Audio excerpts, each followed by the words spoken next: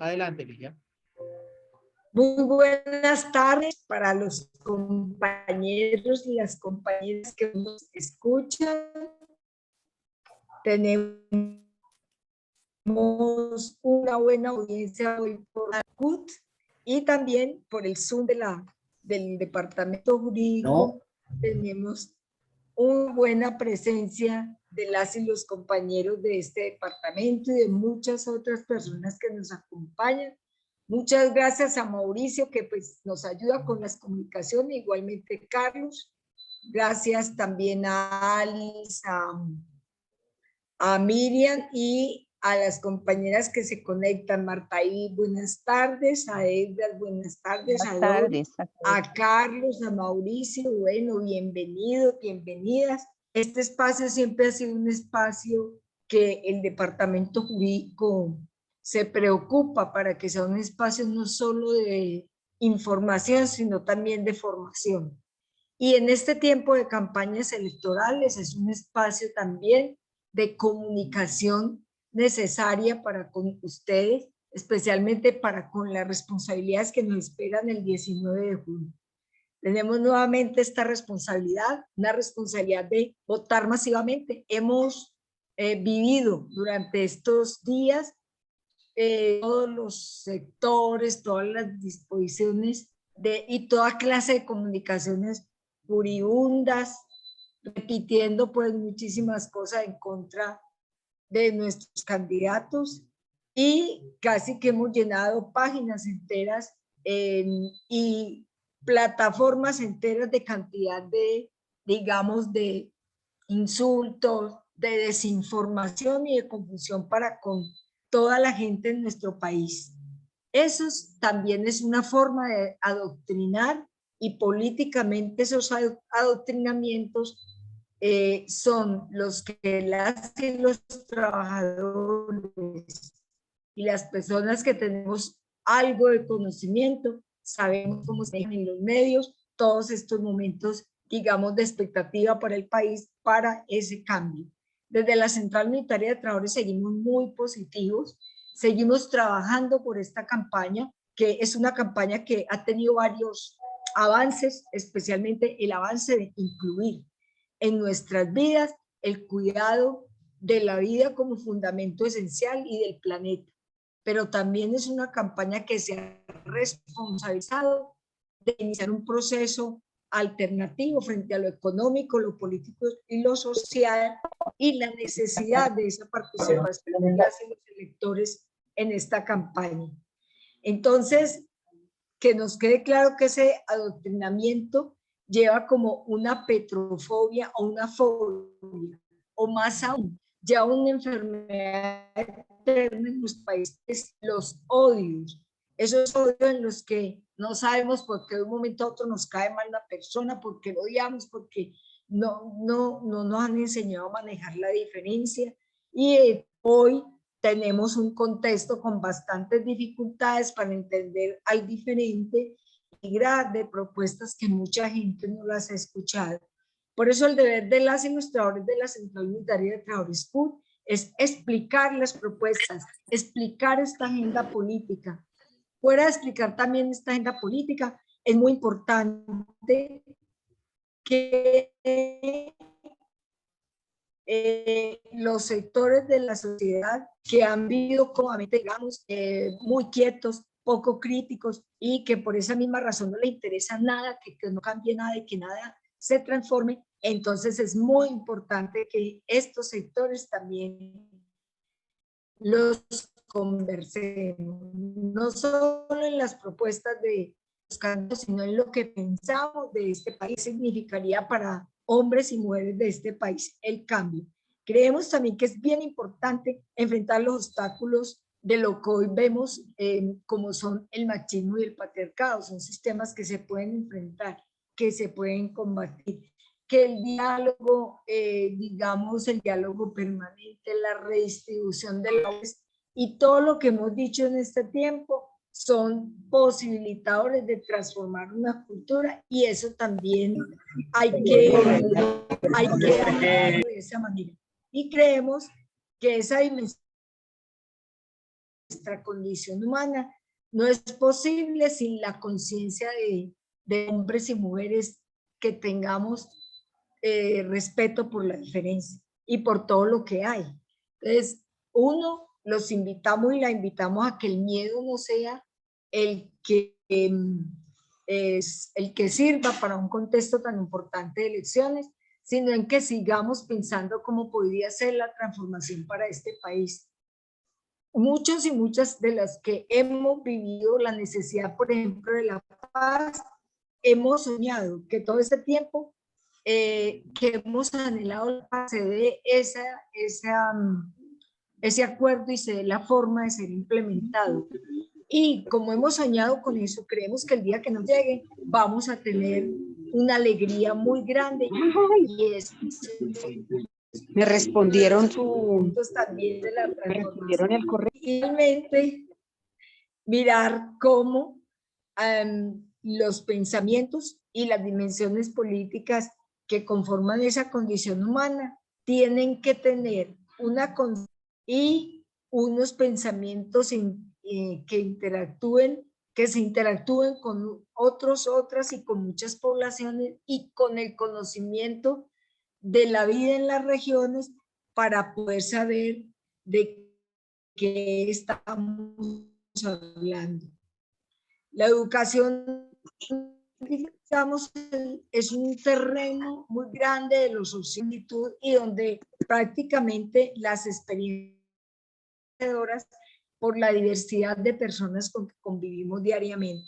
Por eso creemos que es muy importante tener presente qué agenda también queremos para vivir sabroso, para que las mujeres podamos erradicar muchos obstáculos y retos históricos que tenemos, como ha sido la desigualdad y la discriminación, y cómo sería un programa real, especial, que hoy compartamos.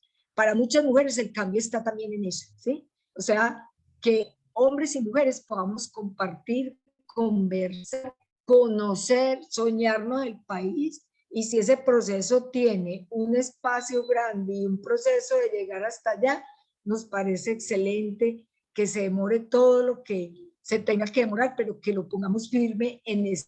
Yo creería entonces que hoy, con nuestro tema, lo más importante es que tengamos la visión del otro, de los otros, de las otras, respetando todos sus derechos, y que esa visión nos llene de posibilidades de soñar. Todavía se puede soñar, todavía podemos pensar que si trabajamos para participar activamente en una elección, ese es el cambio que podemos dar en el país. Todavía podemos soñar para que esa transformación se haga real con nuestra participación y con todas nuestras apuestas y propuestas. Y todavía podemos pensar en que esa votación hay que mejorarla el 19 de junio y muy bien. Dejemos y pongamos un poco el trabajo que hacen esos medios de desprestigio, de denigramiento, de llenarnos de miedo y de confundirnos especialmente, y pensemos permanentemente en estas propuestas que hoy van a hablar nuestras compañeras. Dayana Ramírez, yo fui quien me equivoqué con el apellido de nuestra querida educadora Dayana Ramírez. Ella es licenciada, también es magíster en educación, y ella nos va a hablar también de qué es vivir sabroso en este país. Pero queremos iniciar este tema de estas agendas con la docente y directora del Departamento de Mujer y de Derechos Humanos en la subdirectiva Bogotá, Cundinamarca, Dori Capera Leighton, para que Dori nos inicie realmente este proceso hoy en este conversatorio de la importancia de tener una agenda que nos eduque, que la tengamos que seguir construyendo y que por mucho tiempo esta agenda nos oriente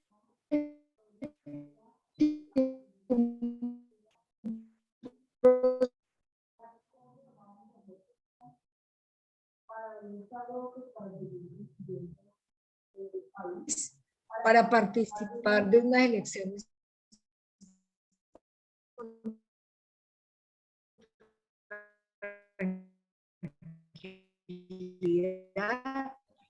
y para No. ¿Ya? Bueno, buenas tardes para el equipo jurídico, para los compañeros de la CUT Nacional y los delegados. En nombre de la CUT Bogotá Cundinamarca, hemos venido desarrollando una tarea concreta y es conocer e impulsar la apuesta que se tiene por parte del Pacto Histórico para este 19 de junio. Entonces, el tema que nos convoca el día de hoy es la importancia que tiene una propuesta educativa con enfoque de género en la agenda presidencial. Avanzamos, por favor. Bueno, antes de iniciar tenemos que tener algunos datos en cuenta, ¿cierto?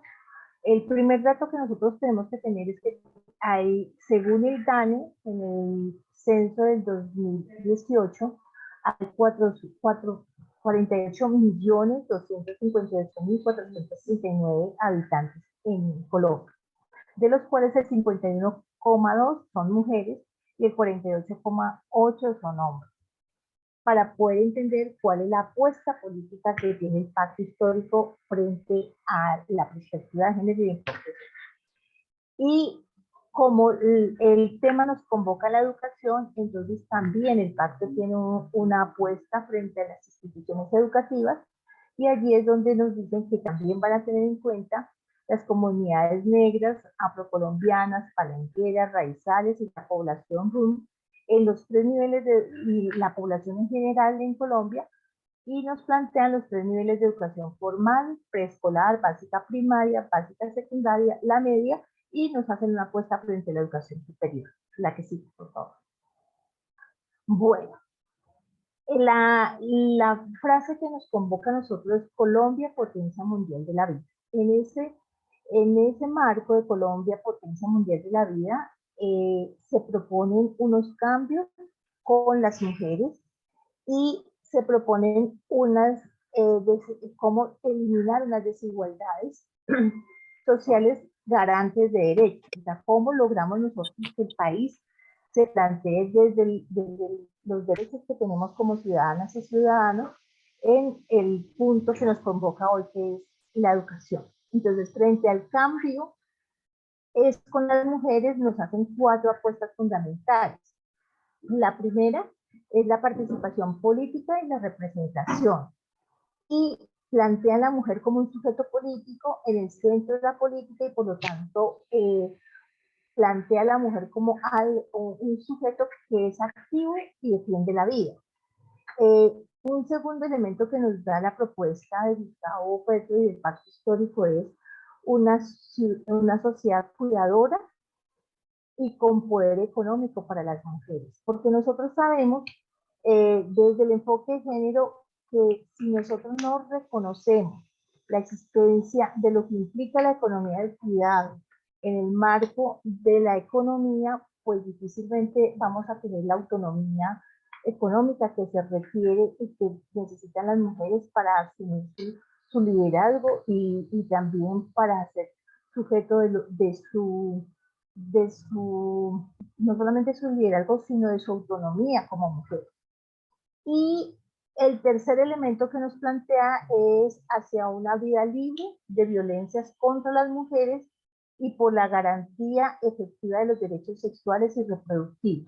Acordémonos que después de la pandemia, las violencias contra las mujeres ha sido de múltiples maneras, y en muchas ha sido afectado desde su hogar. Entonces, librar una apuesta para que las mujeres estén libres de todo tipo de violencia es muy importante, pero además no podemos olvidar aquí los derechos sexuales y reproductivos que permiten hoy en Colombia el derecho a decidir sobre su cuerpo, el derecho a la interrupción voluntaria, pero también el derecho a tener el acceso a los anticonceptivos desde nuestras EPS, y también los derechos de lo que nosotros decidimos y queremos frente a nuestro cuerpo. Y un cuarto elemento frente al cambio es con las mujeres, es las mujeres, territorio y paz. Entonces, esos 4 elementos subyacen en la propuesta del pacto histórico, que se van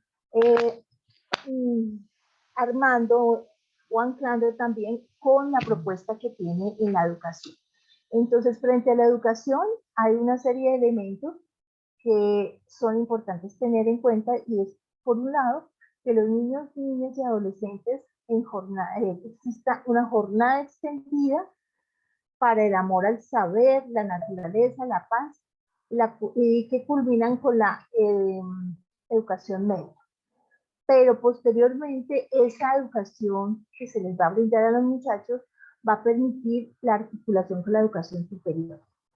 Otro elemento que nos plantea la propuesta es el arte, la cultura y el patrimonio, corazón de la vida y la paz, porque nosotros sabemos que el arte y la cultura son elementos que nos permiten a nosotros la pedagogización de la vida, pero también la posibilidad de ser unos sujetos activos, constructores de un pensamiento crítico que nos permita tener una claridad frente a lo que pasa en el territorio y frente a lo que pasa con la paz y la vida. Y por supuesto, hay una apuesta muy grande que también se ancla en lo educativo, y es el respeto a la diversidad de género y de las orientaciones sexuales. Esto es un elemento muy importante dentro de la propuesta que plantea el pacto histórico, porque se considera que no debe haber desigualdades, que no debe haber discriminación, y por lo tanto toda persona, todo ciudadano tiene los mismos derechos, y la escuela debe ser garante de esos derechos en la formación y el saber. Y un elemento que creo que es uno de los más sustanciales es el fortalecimiento de la educación pública administrada por el Estado. La que sigue, por favor.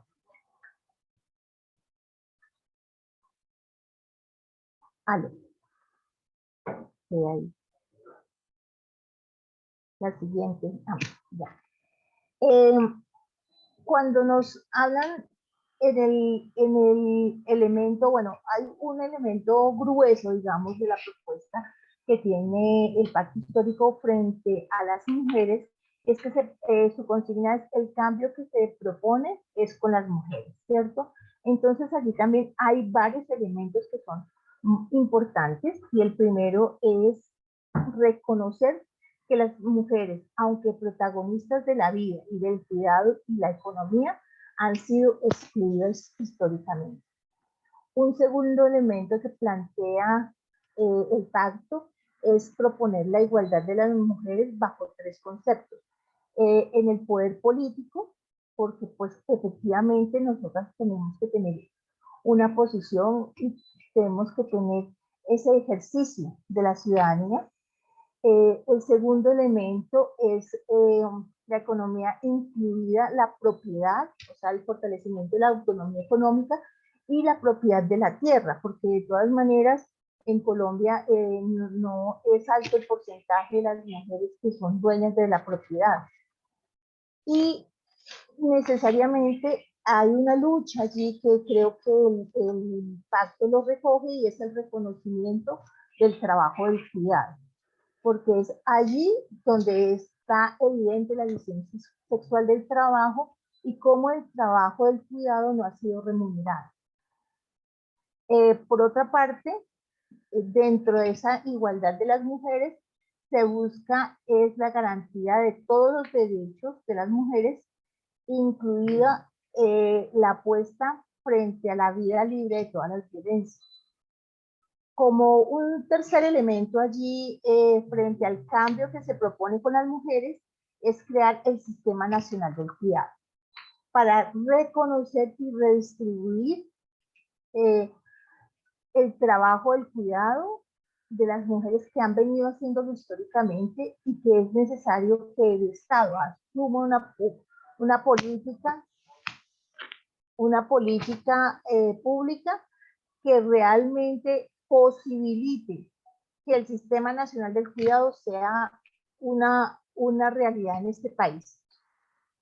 Y finalmente se plantea crear el Ministerio de la Igualdad para avanzar hacia una sociedad sin brechas entre hombres y mujeres. Es decir, por favor.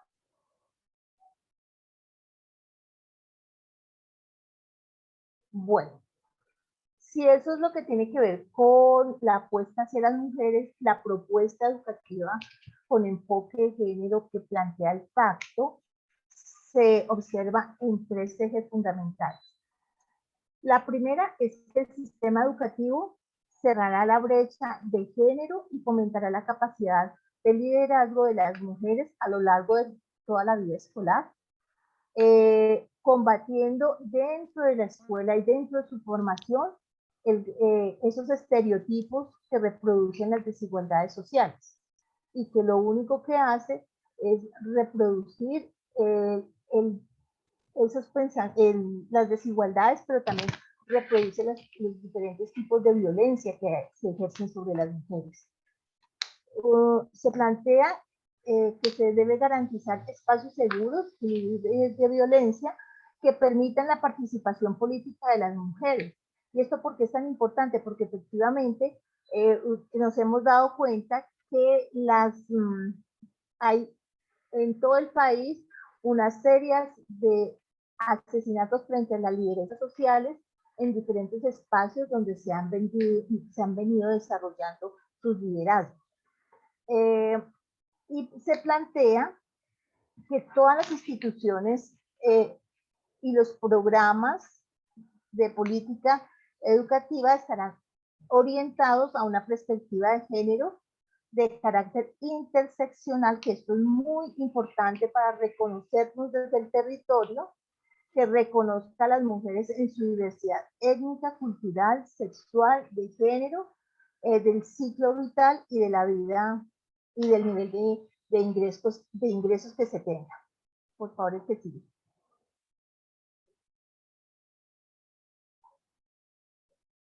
Bueno, entonces, la propuesta educativa que ya, digamos, reúne a la mujer y la educación como una apuesta política que se juega en este 19 de junio, es considerar que la primera infancia, la adolescencia y la juventud deben estar fortalecida dentro de la política de educación del sistema público, por lo cual se desarrollará un sistema nacional del cuidado que garantice el trabajo digno y decente para las madres comunitarias, los cuidadores, los maestros y maestras y para todos los trabajadores del sistema educativo. Es decir, se ve en un bloque como un sistema muy importante que tiene que estar, o sea, que se tiene una política desde la educación, desde la primera infancia hasta toda su trayectoria de educación superior, pero también se tiene en cuenta a los trabajadores en ese gremio, digamos. Se plantea entonces que los adolescentes deben de disfrutar de una educación básica y media, pertinente, incluyente, de calidad, participativa e intercultural. Aquí estamos hablando, y ahí se deja ver en el documento, lo que tiene que ver con el acceso, la permanencia y la jornada extendida, como la posibilidad de articular la media con la universidad.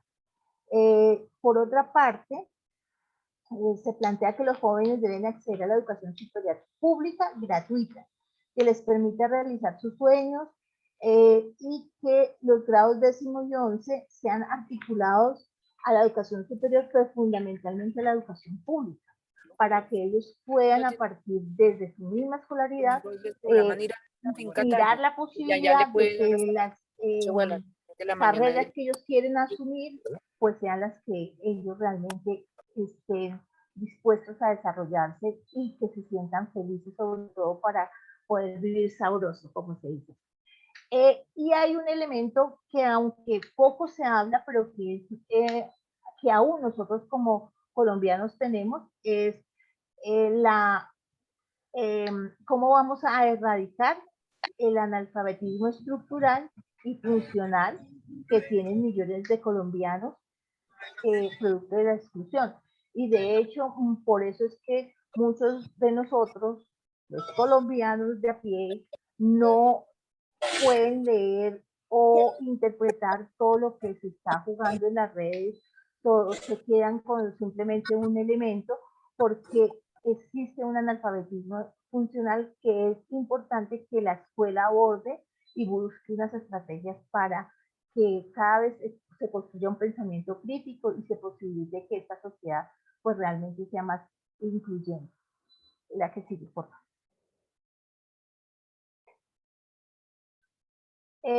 En una de las apuestas que tiene el pacto frente a la mujer y frente a cómo se mezcla esto con la educación, se habla que debe construirse un sistema nacional del cuidado. ¿Y esto cómo va a ser? A través de una política pública del cuidado. Esto es muy importante porque es a partir de esa política pública que se va a relacionar y se va a articular lo público con lo privado y lo comunitario, que eso no se ha tenido en cuenta en este país. O sea, se va a articular esos tres formas en que las personas acceden al cuidado para poder ofrecer un servicio que se brinde en diferentes etapas de la vida que tiene un sujeto, pero que a la vez posibilite que ese sujeto que entra en ese Sistema Nacional de Cuidado tenga todas las herramientas necesarias para potenciar su desarrollo. Cuando hablamos también de un Sistema Nacional de Cuidado, incluye incluye que allí se reconozca el peso económico que subyace en el cuidado mismo, como es una carga económica que nunca se ha querido reconocer y que el Estado sí lo puede reconocer porque es un trabajo que existe por parte de las mujeres. Y promover una cultura del cuidado implica también no solamente el cuidar a otros, sino también cuidarnos a nosotros como cuidadores que hemos estado, pero también es la apuesta que hace el Estado para que esa cultura del cuidado ingrese de verdad como una apuesta para la calidad de vida del ciudadano.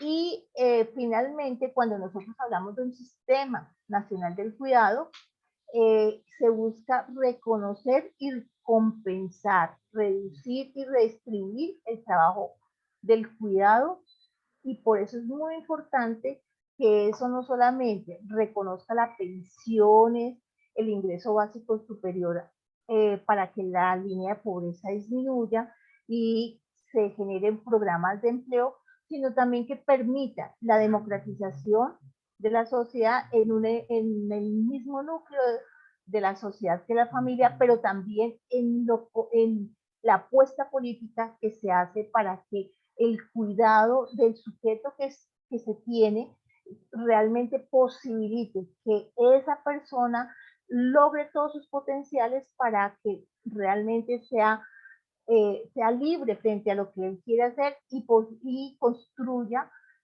pues su saber y construya un país mucho mejor y más comprometido con lo que implica socialmente hacer lo que a uno realmente le gusta por este país. Sí. El que sigue, porfa. Bueno, yo solamente quisiera, ya se me acabó, yo solamente quisiera, no, más abajito. Bueno, mire, no, yo creo que es acá. Bueno, yo quisiera decir que es muy importante que nosotros tengamos en cuenta que existe una relación entre las apuestas que tiene el pacto histórico en la construcción de esa ciudadanía y que no estamos separados de una cosa de la otra, sino que se van relacionando porque eso es lo que posibilita generar potenciar más bien, que permite potenciar la política pública como una apuesta de construcción de ciudadanía y evitar en lo posible disminuir las desigualdades sociales que existen. La vulneración de las mujeres hoy en pleno siglo XXI y más en nuestra sociedad en medio del conflicto armado, es importante que nosotros reconozcamos que la economía, que las mujeres son parte activa del proceso político. Muchas gracias, Ligia, y muchas gracias a los compañeros. Muchas gracias, Dori, porque conocer esta puesta en una agenda es comprometernos también en el reto y en las apuestas que tenemos a futuro. Eso es una construcción que se inicia desde ya y que creo que va a ser muy importante tenerla como un referente y como un programa que podemos hacer realidad el 19 de junio. Bienvenida Lady Dayana Ramírez. Ella es docente, magíster en educación y bueno, Dayana nos va a contar por qué es que las mujeres queremos vivir sabroso en este país y la importancia de vivir sabroso en este país. Bienvenida, Lady. Bueno, muy buenas tardes para todas y todos. Un abrazo grande en este nuevo día que nos llama. ¿Tienes? No. Ah, no, perdón. No. Aquí estoy. Sí. Es que tengo dos dispositivos porque mi computador. Muy bien. Sí. ¿Me escuchan, sí? ¿Me están escuchando? Sí, se escucha. Ah, ok. Dayana, sí te escuchamos. Ah, perfecto, muchas gracias. Bueno, Escuchamos, Dayanita. Bueno, muchas gracias para todas y para todos. Qué rico podernos encontrar nuevamente acá en otra jornada que nos invita nuevamente a reflexionar y a seguir entendiendo cuál es este programa que nos presenta la opción del pacto histórico y por qué de cierta manera nos sentimos identificados y nos sentimos esperanzados en este nuevo proyecto político que se nos presenta y en este nuevo ejercicio electoral que viene pues en esta segunda vuelta con el compromiso que adquirimos también a través de él, ¿no? Entonces, pues yo he dado el nombre a la charla como Las mujeres queremos vivir sabroso, ¿no? Aprovechando estos discursos tan ricos y tan dulces que nos ha dado siempre Francia, pero también tan llenos de compromiso y de esperanza. ¿Me regalas la siguiente, por favor? Y partamos de la palabra y de la filosofía Ubuntu. A veces utilizamos esta palabra de una manera como tan casual, ¿cierto? Pero es tan absurdamente profunda que nos habla sobre una filosofía que es la filosofía que planteó desde sus prácticas, digamos, Nelson Mandela, y que nos invita a ser a tener en cuenta ese soy porque somos, que es el significado de esta palabra. Y ese soy porque somos, perdóname un momento, ese soy porque somos es la base del proyecto educativo del pacto histórico. Ese soy porque somos tiene referencia con esa transformación a nivel social que nosotros vamos a ver transversalizada no solamente en la propuesta de educación, sino que vamos a ver transversalizada a través de todas estas propuestas que ya Dori nos acaba de exponer, que están asociadas con todo lo que tiene que ver con mujer. Ahora sí, la siguiente, gracias.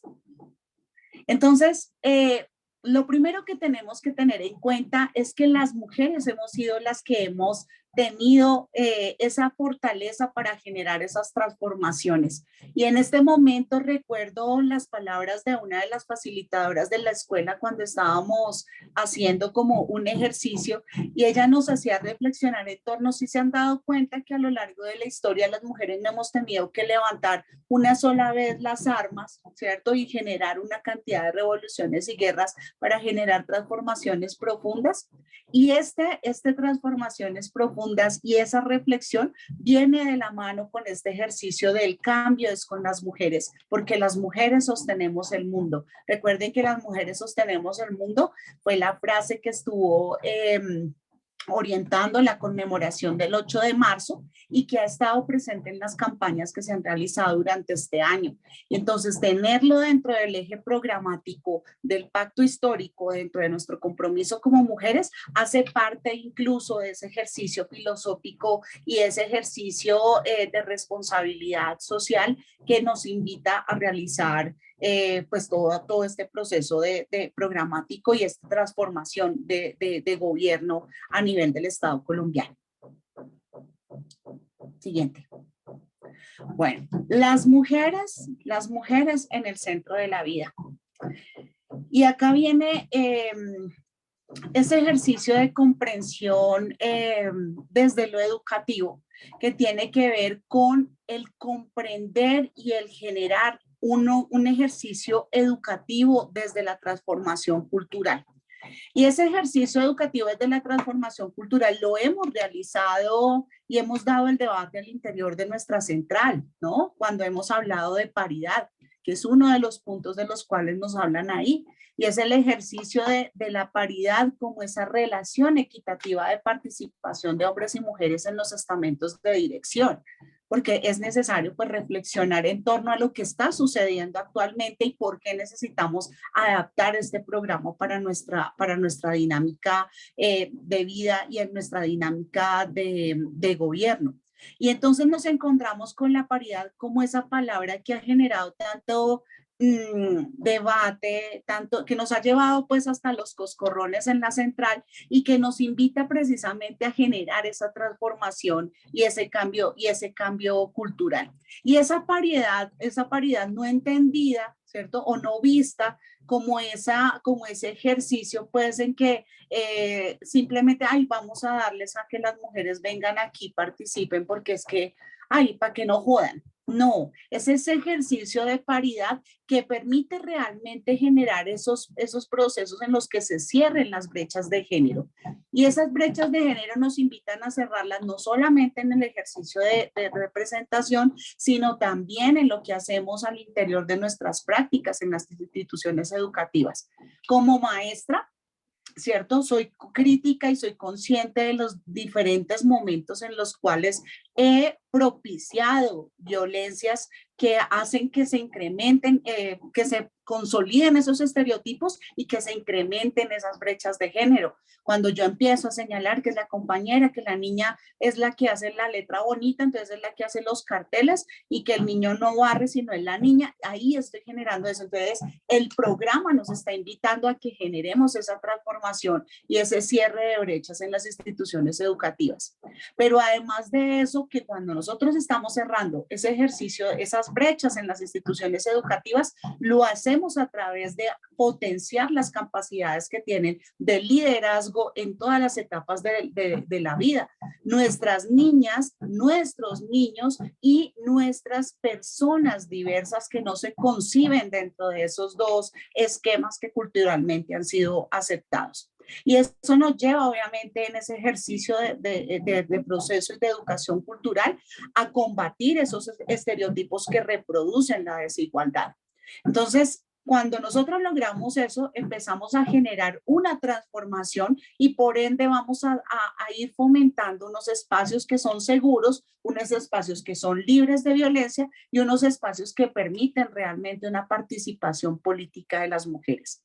Es decir, cuando se plantea acá en el programa que se haga esa transformación de tipo cultural, se tiene que tener en cuenta o se ha pensado en que las mujeres, ¿cierto? O esa mirada de género desde esa visión interseccional. Es decir, que no solamente somos discriminados por razón de nuestra condición como hombres, como mujeres o como personas diversas, sino que somos también vulnerados en nuestros derechos y somos también vulnerados en lo que somos como personas por motivo de nuestra raza, por motivo de nuestra proveniencia económica, por motivo de nuestros credos, ¿cierto? Y que esto hay que tenerlo en cuenta en ese proceso y en ese cambio de la cultural de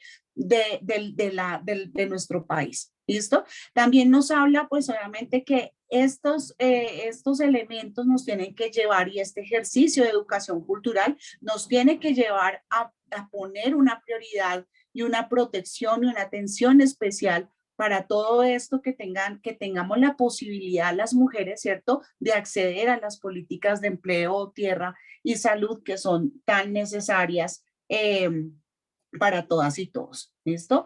Entonces, esos son como un primer elemento que tiene que ver como con ese primer parte de las mujeres en el centro de la política de la vida, que sería como el primer punto de mujeres y cómo lo articulamos con la parte de educación. Siguiente, por favor. Luego nos encontramos también con que el ejercicio, a ver, esperemos un poquito. Acá. Entonces, luego nos encontramos también con que este ejercicio de educación viene dado también con la educación económica.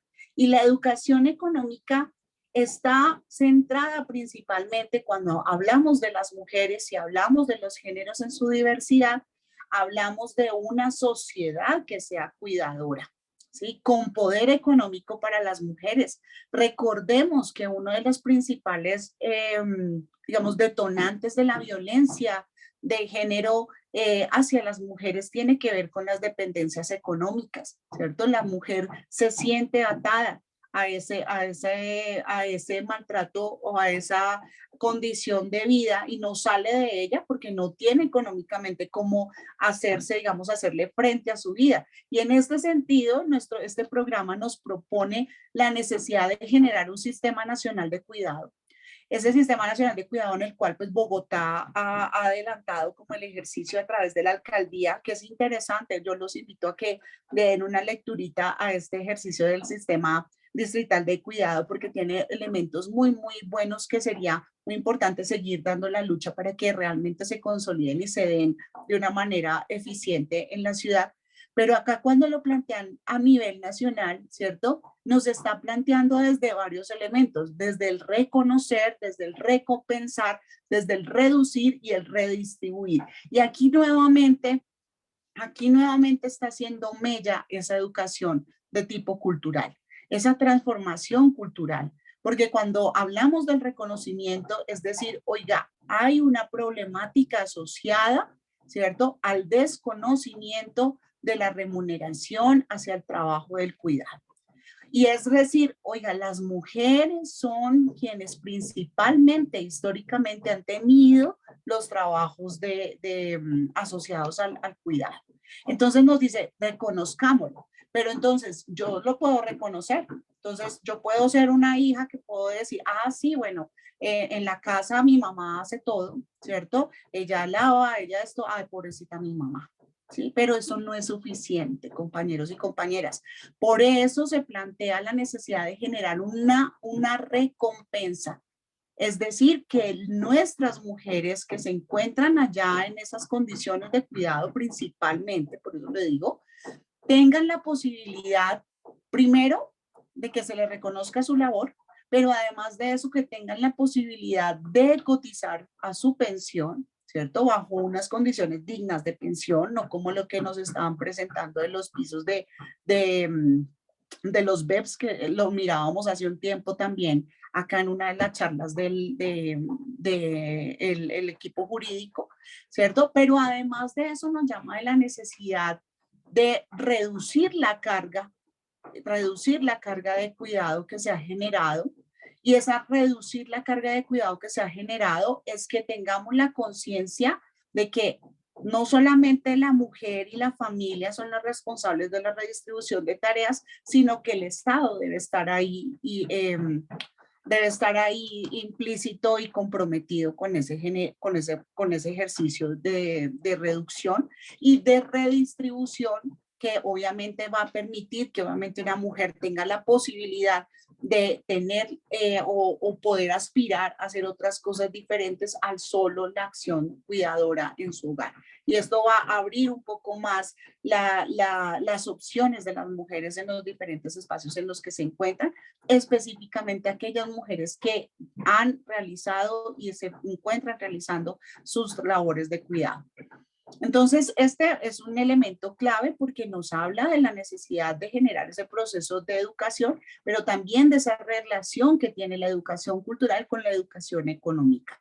Entonces nos dice, hay que construir una sociedad y una cultura del cuidado con paridad, ¿sí? En el que entendamos que hay una responsabilidad uno a uno, que esto no es solamente de la mujer, sino que estos son, todos estamos como acá vinculados a eso, pero además de eso, generar unas estructuras y unas condiciones y unas políticas que permitan a las mujeres tener una autonomía y una libertad, ¿cierto?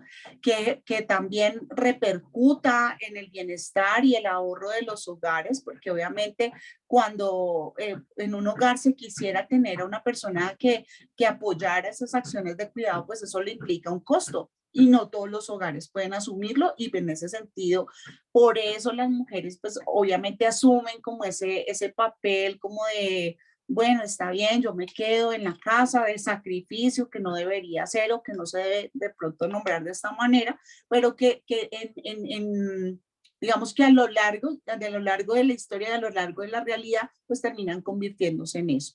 Entonces, cuando hay un bienestar y cuando hay un ahorro en el hogar, pues eso va a repercutir en una calidad de vida hacia los ciudadanos hacia los oficios y hacia los cuidados que son ofrecidos. Si yo estoy descansada, pues puedo cuidar con mucha más tranquilidad y con mucho más amor que cuando yo tenga una sobrecarga que obviamente va a llegar un momento en que va a extralimitar absolutamente todo. Debe haber también un reconocimiento dentro de esta política y dentro de este ejercicio de educación. También debe tenerse en cuenta ese trabajo digno para quienes hacen o ejercen esas acciones de cuidado remunerado.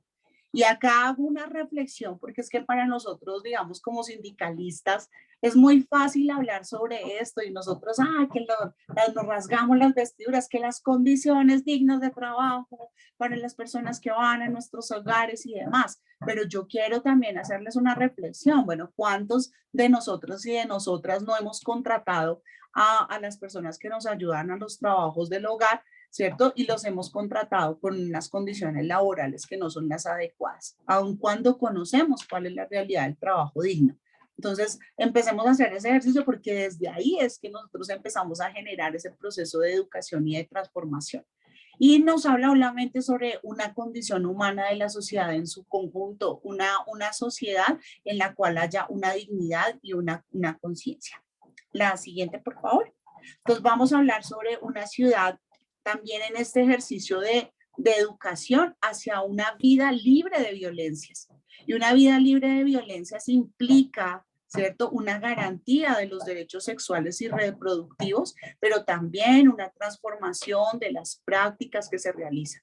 En las instituciones educativas nosotros tenemos unos protocolos para prevenir las violencias basadas en género. Y una de esas habla, por ejemplo, de la prevención y eliminación de todas las formas de violencia a través de la lucha contra los estereotipos y contra todas estas cosas que se han asociado a los géneros. Y desde ahí es desde donde se comienza. Cuando yo le permito a un padre de familia hacer afirmaciones como es que esa niña debió haberse quedado fuera a lavar loza, ¿cierto? Ya inmediatamente estoy generando una acción violenta y estoy contribuyendo a que se incremente la violencia. Y acá nos dice el programa, ojo, porque cuando usted promueve este tipo de cosas no está generando una transformación, pero si nosotros empezamos a meter esto a nivel cultural y a nivel de políticas, pues obviamente vamos a generar un cambio y una transformación.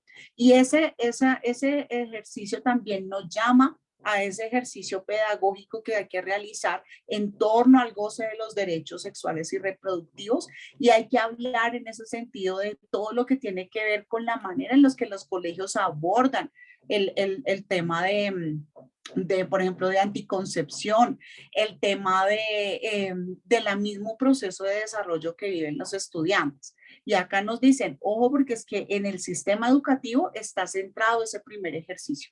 En el sistema educativo es a donde empezamos a mirar que tenemos que formarnos, ¿cierto? Para no generar o para no llevar a que los estudiantes sin formación empiecen a generar también problemas a nivel social. Las cifras nos han mostrado que cuando hay formación en derechos sexuales y reproductivos, cuando hay acceso a la información y cuando hay acceso a los anticonceptivos, inclusive los estudiantes o los chicos o los jóvenes o incluso niños y niñas, porque hoy en día la edad de acceso, de comienzo de sus relaciones sexuales es muy baja, ¿cierto? Empiezan a disminuir la cantidad o aumentar la edad en la que empiezan a tener relaciones sexuales o a disminuir la cantidad de relaciones sexuales y de parejas que puedan llegar a tener en su adolescencia. ¿Por qué? Porque hay un ejercicio educativo y no asociado a la parte, digamos,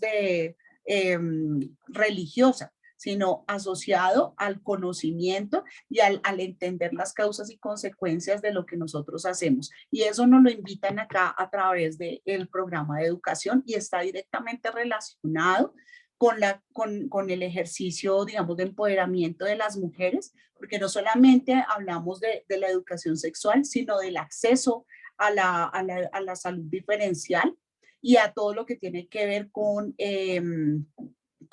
los procesos de prevención del embarazo adolescente y obviamente de respetar y de atender a las peticiones que se han hecho y a las justas causas que se han dado en torno al aborto seguro, ¿no? Entonces, este es un elemento bien importante para que lo tengamos en cuenta, porque acá estamos hablando de un papel fundamental del campo educativo, del proyecto educativo institucional y cómo se relaciona con las diferentes políticas. Ya está claramente establecido, acá lo tenemos transversal hacia lo que tiene que ver con salud, con todo lo que tiene que ver con el impacto social que puede tener esta situación y con todo lo que tiene que ver con el ejercicio, pues, como tal del proyecto educativo y económico que tiene el país. Siguiente, por favor.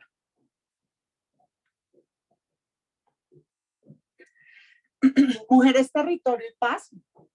En Mujeres, Territorio y Paz, entonces, es este ejercicio de reconocer que existe un acuerdo de paz, ¿cierto? Pero que ese acuerdo de paz debe brindar realmente esas garantías de no repetición para la mujer, pero debe estar, debe tener ese enfoque diferencial.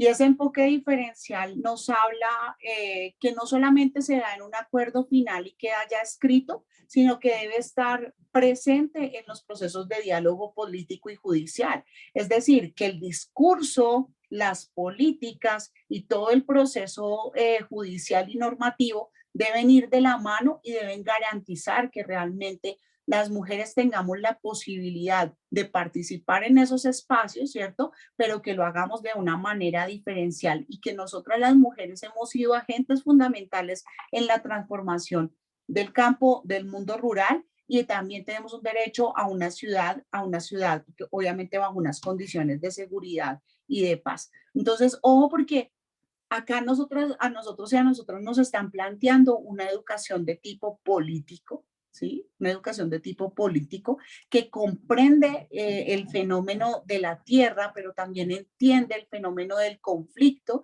y desde ahí, ¿cuál ha sido el aporte que hemos dado como mujeres? Las mujeres hemos sido promulgadoras de la paz a nivel mundial históricamente. Y esto no puede quedar desligado y no ha quedado desligado de este programa que se nos presenta en este momento a nivel del pacto histórico. La siguiente, por favor. Dentro de este ejercicio del Ministerio de la Igualdad, ¿sí? Viene un elemento que tiene que ver con lo que hemos abordado, digamos, con esas diferencias y esas diversidades. Y es ese ejercicio de empoderamiento. El empoderamiento es Ubuntu, ¿sí? Ubuntu es tener la capacidad de empoderarnos. Y como mujeres nos invita el programa a empoderarnos de manera integral, ¿sí? No solamente las mujeres, sino también todas las diversidades de género, todos los tipos de orientación sexual, todas digamos, las diferentes expresiones generacionales, todas las expresiones étnicas y todas las expresiones regionales de Colombia. Pero además dice que es necesario que todas esas poblaciones que se han encontrado en esa situación y en esa condición de vulneración de derechos, que son todas las víctimas, que son todas las personas con discapacidad, que son todos los habitantes de la calle, tengamos la posibilidad de estar incluidos y estar representados en esas políticas que salga del Ministerio de la Igualdad.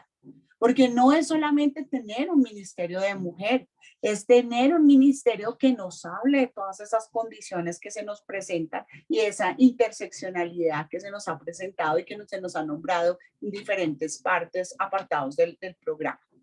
Y obviamente desde este ejercicio del Ministerio de la Igualdad, liderar todo ese sistema nacional de cuidado. Entonces, ojo, porque acá tenemos transversal la política económica con la política educativa, con la política de salud, con la política de ruralidad. O sea, la educación no está desligada. Y en ese sentido, ¿cierto? Pasemos a la última, por favor. En ese sentido nos está presentando que este proyecto y este planteamiento que nos realiza el pacto histórico nos muestra a la educación como esa forma de vencer a las desigualdades. Si nosotros no creemos en la educación como ese proceso y ese ejercicio transformador y emancipador de las sociedades, de los pueblos, obviamente no estamos haciendo nada. Y el pacto histórico acá nos ha mostrado desde su programa este elemento de una manera muy clara, muy fehaciente y muy enfocada desde nuestras necesidades como mujeres. Entonces, esto era como algunas de las reflexiones que quería compartirles en torno al programa. Me disculpo porque me extendí un poco en el tiempo. Bien, Dayana, felicitaciones a estas excelentes expositoras que hoy nos han dado a conocer lo que ha sido el programa de la vida, el programa de las mujeres en el centro de la vida, dentro de una propuesta de campaña. Y pues creemos que esta es la nota fundamental que debemos tener en cuenta también para que nuestro voto crezca, para que en todas las conversaciones y en todos los debates que tengamos con hombres y mujeres de este país, tengamos un lenguaje fluido para explicarles a ellos y a ellas, a los niños, a las mujeres jóvenes, qué es lo que realmente estamos pensando como propuesta de país. Como propuesta de país, como dicen Dayana y Dori, es muy importante la formación. Fuera de la formación, la posibilidad de discutir con argumentos, y fuera de eso, pues poder hacer una campaña que las mujeres, donde las mujeres visibilicen qué somos en la historia, qué hemos aportado y qué tenemos para este país. Eso yo creería que es lo más esencial que hay hoy para este contexto de votación. Sabemos que las situaciones que se han dado y que tenemos han sido situaciones de mucha desinformación, y más bien los medios se han dedicado, incluso en nuestras propias condiciones de vida, han aflorado más bien otros temas. Y yo sí creería que hagamos una reflexión esencial y fundamental como hombres y mujeres, trabajadoras y trabajadores.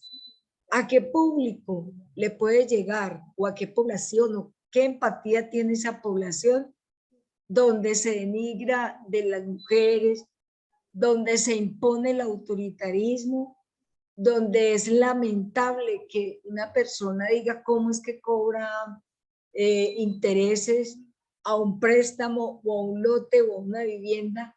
Todo eso tiene que tener un sentido educativo, incluso una educación económica, política, que nos diga cuánto podemos gastar, cómo podemos gastar y cómo no gastemos más de lo que ganamos, sino que sea un equilibrio permanente en nuestras vidas.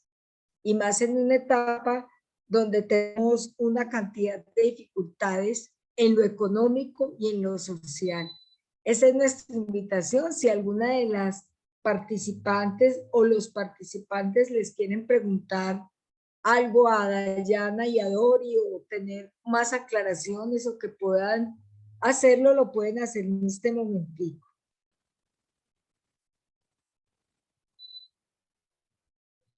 Bueno, entonces este webinar lo terminamos hoy para poder dar dentro de 8 días unas buenas explicaciones frente al programa, un buen contexto y diagnóstico de cómo va el país en materia de elecciones y también un contexto muy esencial y fundamental en materia de juventud y de educación para que estemos atentos y atentas a toda esta agenda que como reto en la Central Unitaria de Trabajadores y Trabajadoras corresponde a este departamento aclarar esta apuesta que no solo es una apuesta educativa, sino que también es una apuesta jurídica. Una feliz tarde para todas, a todos, y entonces nos vemos en 8 días en un nuevo webinar. Muchas gracias. Gracias a Ligia, Dori, y Dayana, buenas muchas tardes. gracias. Excelente tema. Gracias, Ligia. Bueno, Muchas a gracias. ustedes. Amable. Gracias. Que tengan una feliz tarde. Feliz tarde, entonces. También.